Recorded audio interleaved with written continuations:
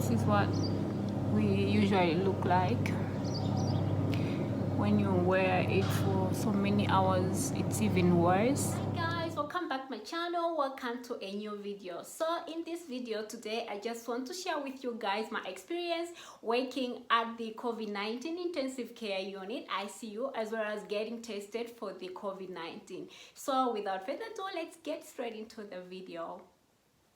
So if you follow me on this channel or you've been following me on Instagram, you know that I am an internal medicine resident physician. So this entire month of May 2020, I was assigned to work at the COVID-19 ICU, where we had to take care of the COVID-19 patients. Yeah, you heard me well. COVID-19 patients, positive and also suspected COVID-19 patients. I was there with other doctors as well from different departments. Yeah, so on May 1st, 2020, it was the first day at this working at this ICU for the COVID-19 patients. So a day starts at 8 a.m. and we are there for the handover. We are always in a big room where everyone or the physicians are there, like 18 people, 16 or 18 people, physicians that are in there just doing the handover. Like the team that was there from last night, they're always there handing over the patients. So it's like going through each and every patient, telling us their history, their medication, their PCR results for the COVID-19, and everything about the patient that we need to know that's necessary for us, any causes that need to be made like throughout the day. Everything is discussed like during the handover. So it was first day, you know, I was so nervous, like, oh my goodness, I was so scared, I was so nervous, I didn't know what to expect. So fast forward, after the handover, it's time for us to go and do a bedside round to see these patients. So it was me, my favorite then, and also a consultant. We're a team of 3. We dressed up, we had our PPE on, like their personal protective equipment. Guys, they are not comfortable at all. You have like 2 gloves, you have that overall, you have like 2 bonnets, you have something on your feet, like you have the 2 masks, like the N95, the normal surgical mask. So they are not comfortable at all. You have the goggles, you have the first shields. This is how we dress them.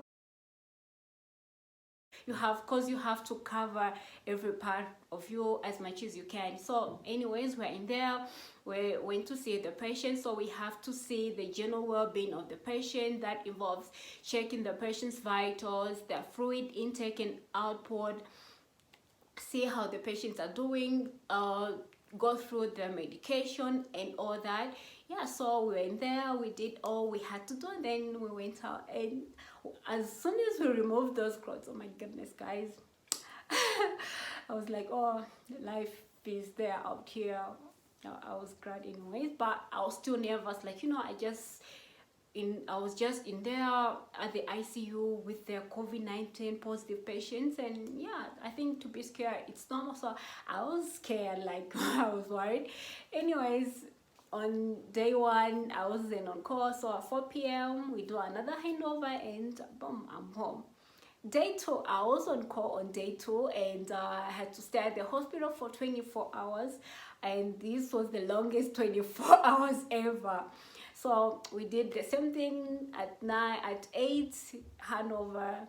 We do everything, we dress up, we see the patients, and at 4 p.m. it was time for the other team to go. So I was on call together with other residents, of course. The consultants were also there, and you know, on this call, like how my place that I was working, it was the COVID-19 patients that were tested positive, like for the test, like the CT as well as the tests are positive. So these are like positive patients that I had to take care of. The first call, I was scared as well, and unfortunately on this day we lost a patient that was COVID-19, and I was lucky enough to have an incredible team of residents who had been working there before me. They helped me with the paperwork and everything, so we had no problems with that. But I didn't like this call because it wasn't like, nobody wants to have like something like that on their calls. Anyways,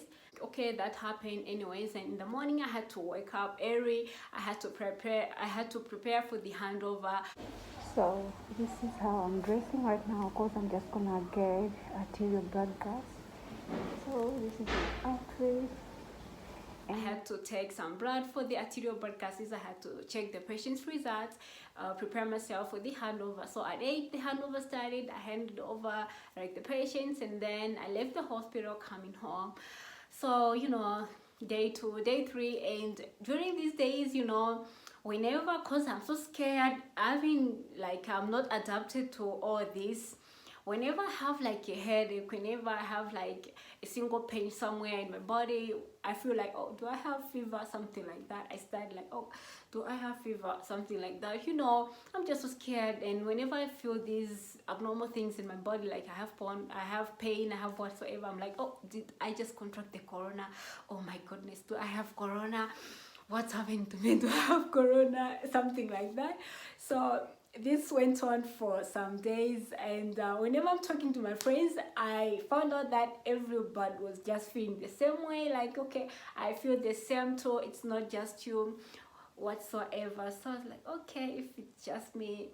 Anyways, so it was on day 22. My friend, this is also my fellow internal medicine resident, there's also a friend from family medicine, resident as well. They were like, oh, we're going to get tested today for the corona, so are you gonna join us? At first I was so scared, like, no, I'm not going to do that. I didn't want to do the test because I was scared to test positive. That's, I don't know, that's insane, I know, but that's what I was feeling that time. They're like, we're going to get tested, so you can join us. I said, okay, I'm also going to have a test. If you guys are getting tested, let me also get tested. So we also ordered my test. We did the test. It was on Friday, by the way. It's May 22, 2020. I just got tested for corona for the very first time, and the results will be out maybe in a few hours or something like that. I'm not so excited. I'm not nervous either, just waiting to see what the result is gonna come out. Yeah, so we did the test, and it was on Friday, so on a weekend. After getting tested, I wasn't even curious about the results. I wasn't nervous like I'm gonna test positive. I just don't know. I was just, okay, whatever the result comes out, I mean, like, nothing I can do. So it was on a weekend, and on Monday we're back to the hospital. After our handover, we go into the system. We're like, let's check our results. In front of the computer, we're just checking the results, and my friend is helping me. So, Asian, what's negative? Negative. Oh, I tested negative, and she also had a negative result. So yeah, we're gonna continue working. So as you just say, we tested negative. So of course, testing negative on day 22 was really, like, for us, we're happy because, you know, we're like, okay, so we've been protecting ourselves enough. We didn't contract the virus. So the three of us both tested negative for the COVID-19. Yeah, so it was like, you know, the other friend was so nervous. Asian was so nervous, but we tested negative, so we're happy after that. And fast forward, my last call at the ICU for the COVID-19. On this day, I was assigned to work at the ICU unit, not for the COVID positive patients, but the probable positive. So as I say, today is my last 24-hour shift at the intensive care unit for the COVID-19. I've been here for the whole month of May.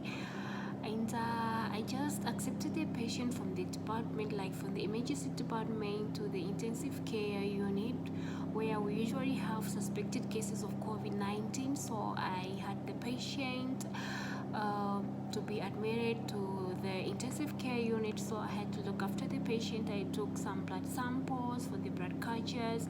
I had to take some arterial blood gases just to see how the patient is doing. So the patient is not intubated, like we're just following with the nasal oxygen. I also had to take the sample from the patient for the COVID-19 PCR test. So that's why I had to dress up like, in the overall, the white overall. And I had to prepare the patient's treatment. I had to write the note in the system for the patient. I had to order some tests for tomorrow morning for the patient. Yeah, so it has been quite busy, and I'm just trying to summarize everything about the patient. I actually have two patients, so I'm just trying to summarize this patient, so tomorrow I can do the handover to my friends in a way that's easy. So I like to do things like in the evening, so it's easy to do the handover in the morning, because it's not always like we don't have enough time in the morning, so it's always easy to do it like right now. Yeah, so it's a new day, and I just came into the working space, like the common working area. So I just came back from drawing blood from my patients for the arterial blood gases, so I'm done with that.